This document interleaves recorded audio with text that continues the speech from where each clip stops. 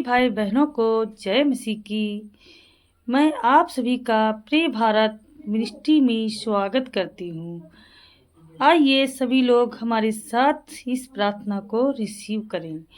हे मेरे आत्मिक भाई बहनों, आज हम एक ऐसी सच्चाई को जानने चले हैं जो वर्षों से हमारे हृदय में वृक्ष बनकर बैठी है। यह वृक्ष कई बार हमें निराशा की गहराइयों में ढकेल देता है। यह वृक्ष हमें रुलाता है, थकाता है और कई बार हमारे विश्वास को भी डगमगा देता है। वह वृक्ष प्रभु यीशु मेरी प्रार्थना का उत्तर क्यों नहीं देता, क्यों नहीं देता। मैं इतना रोई, अब मैंने उपवास किया, मैंने सारी रात घुटनों पर बिताई, फिर भी आकाश खामोश क्यों रहा। मेरे सवालों का जवाब क्यों नहीं आया। चलिए इस प्रश्न को हम आत्मिक आंखों से देखें, आत्मा की गहराई से समझें और परमेश्वर के वचन की रोशनी में सच्चाई को जानें। हालेलुया। सबसे पहले यह जानना जरूरी है कि परमेश्वर मौन नहीं है, वह जीवित परमेश्वर है, उत्तर देने वाला है, सुनने वाला है और हर हृदय की पुकार पर ध्यान देने वाला है। लेकिन कभी कभी उसका उत्तर हमें दिखाई नहीं देता, क्योंकि हम उस रूप में उत्तर की अपेक्षा कर रहे हैं जैसा हमने अपने मन में सोचा होता है। हमने यह निश्चित कर लिया होता है कि इसी समय इसी रूप में आएगा, लेकिन परमेश्वर हमारे ढांचे में बंधा नहीं है। वह सर्वज्ञ है, वह जानता है कि कब, कहाँ और कैसे उत्तर देना है। अगर उत्तर नहीं मिला तो शायद वह दे चुका है, लेकिन उस रूप में नहीं जिस रूप की हमने अपेक्षा की थी। हालेलुया। याकूब 4:3 में लिखा है, तुम मांगते हो और पाते नहीं, क्योंकि बुरी नियत से मांगते हो कि अपने भोग विलास में खर्च करें। कभी कभी हमारी प्रार्थनाएं आत्मा से नहीं शरीर से निकलती हैं। हम चाहते हैं कि प्रभु हमें वैभव, पद या मान सम्मान दे, लेकिन उस इच्छा के मूल में सेवा नहीं, स्वार्थ छिपा होता है। प्रभु उस प्रार्थना का उत्तर क्यों दें जो अंत में हमारे विनाश का कारण बन जाए।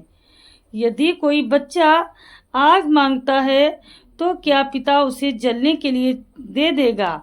नहीं, वह रोक लेगा। इसी प्रकार हमारी कई प्रार्थनाएं भले ही दिखाई में अच्छी लगे, पर प्रभु की दृष्टि में वे आत्मा के लिए घातक होती हैं। हालेलुया। भजन संहिता 66:18 कहती है, यदि मैं अपने मन में अधर्म की बात सोचता तो प्रभु मेरी ना सुनता। एक पवित्र जीवन, एक समर्पित जीवन, प्रभु की आज्ञाओं में चलने वाला जीवन प्रार्थना का उत्तर पाने की नींव है।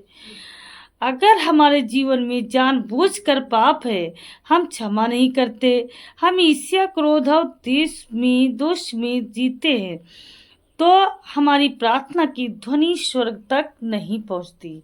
ईसाया 62:2 में लिखा है, हमारे अधर्म ने परमेश्वर और तुम्हारे बीच में दूरी कर दी है। प्रार्थना कभी तुरंत नहीं फलती देती, यह कोई जादू की छड़ी नहीं, यह एक विश्वास की प्रक्रिया है।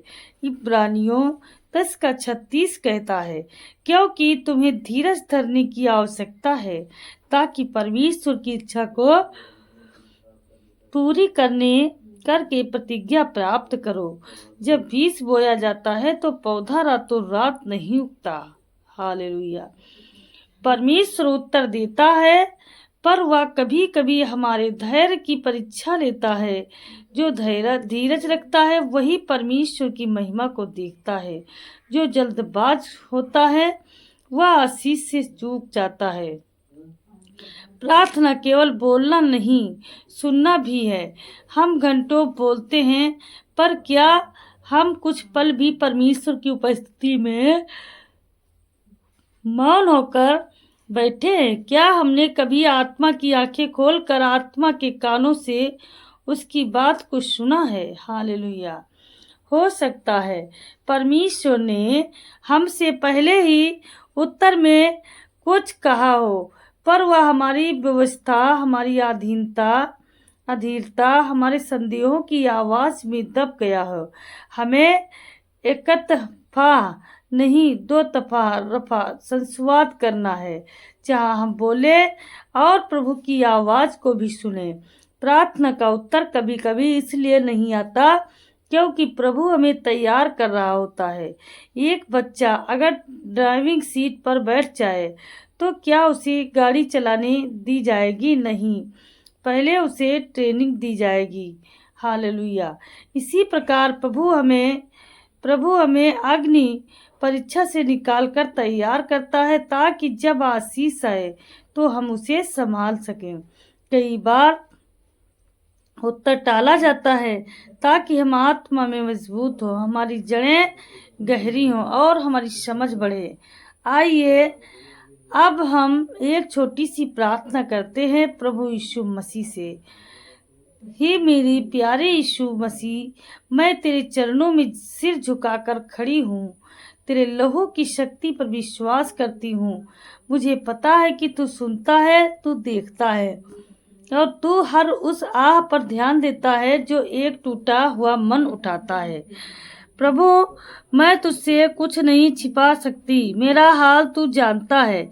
मेरी जरूरतें भी, जो दरवाजे बंद हैं उन्हें तू ही खोल सकता है। जो आंसू बह रहे हैं उन्हें तू ही पहुंच सकता है। आज मैं अपने दिन की पुकार तेरे सामने रखती हूँ। हे यीशु, मेरी प्रार्थना का उत्तर दे। यदि मेरे जीवन में कुछ भी ऐसा है जो रुकावट बना है तो प्रभु से अपने लहू से धो दे। मुझे क्षमा कर, शुद्ध कर, नया बना। तेरी घड़ी में भी देर हो सकती है पर अंधेर नहीं। मैं तुझ पर विश्वास करती हूँ। मैं जानती हूँ तू चमत्कारों का परमेश्वर है। इस समय मुझे उत्तर चाहिए पर मैं तुझसे तेरी इच्छा के अनुसार मांगती हूँ। प्रभु, मेरी सुन ले, क्योंकि मैं जानती हूँ कि जब तू बोलता है तो आकाश खुलता है, धरती हिलती है और असंभव भी संभव हो जाता है। हालेलुया। धन्यवाद यीशु, धन्यवाद यीशु कि तू मेरे साथ है। धन्यवाद कि तू अभी भी बोलता है, अभी भी रास्ता बनाता है। तेरे उत्तर का मैं विश्वास पूर्वक इंतजार करूंगी। Hallelujah, hallelujah. यीशु के नाम में आमीन।